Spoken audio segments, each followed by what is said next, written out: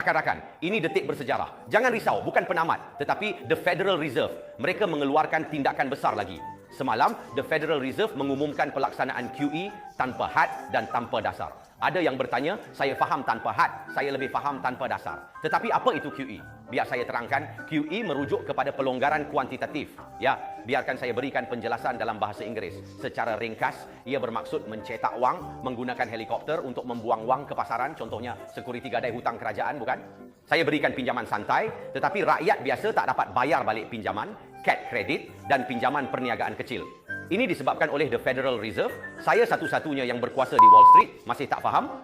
Jadi, The Federal Reserve adalah bank pusat Amerika yang menguruskan buku simpanan dalam rumah, sama seperti ibu anda di rumah. Contohnya, jika anda beritahu ibu anda bahawa anda rugi dalam saham, The Federal Reserve akan berkata, tak apa, beli semula apabila harga rendah ibu. Jika saya tiada wang untuk beli, tak apa, saya boleh mencetak wang untuk anda, berapa yang anda perlukan.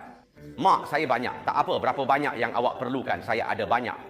Malam ini, semua belanja oleh Zhao Gongzi. Bunyinya menakutkan. Tetapi, pada satu ketika, The Federal Reserve benar-benar melakukannya lebih dari 10 tahun yang lalu. Ketika itu adalah krisis kewangan, kita bergurau. Tetapi The Federal Reserve memang memiliki kebolehan yang hebat untuk menarik bank-bank. Amerika keluar dari krisis. The Federal Reserve telah membeli berbilion dolar bond syarikat, menyelamatkan Amerika dari krisis kewangan dan kemerosotan ekonomi 2007-2009.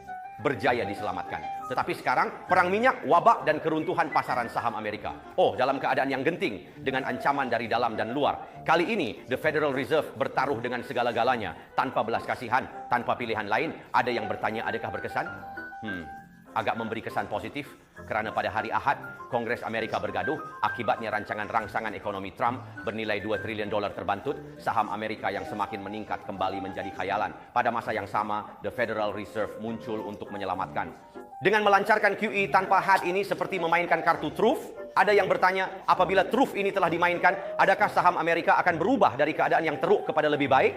Nah, itu hanyalah impian. Walaupun Amerika masih berdepan dengan peningkatan kes jangkitan, saham Amerika hari ini masih ditutup dengan penurunan besar. Rancangan rangsangan ekonomi baru sekali lagi ditolak di Kongres. Ada yang mengatakan bahawa Amerika seolah-olah seperti kanak-kanak yang sakit. Federal Reserve memberinya banyak wang, berjanji untuk membeli mainan dari seluruh dunia, tetapi tidak membawanya untuk berubat. Kemudian ada yang bertanya, apa pengaruh kita? Apa yang kita boleh lakukan? Semua orang sudah lama berkata begitu, tapi Trump masih belum mengenali saya. Menyakitkan. Jika anda benar-benar memahami ekonomi, jangan lupa untuk like dan follow.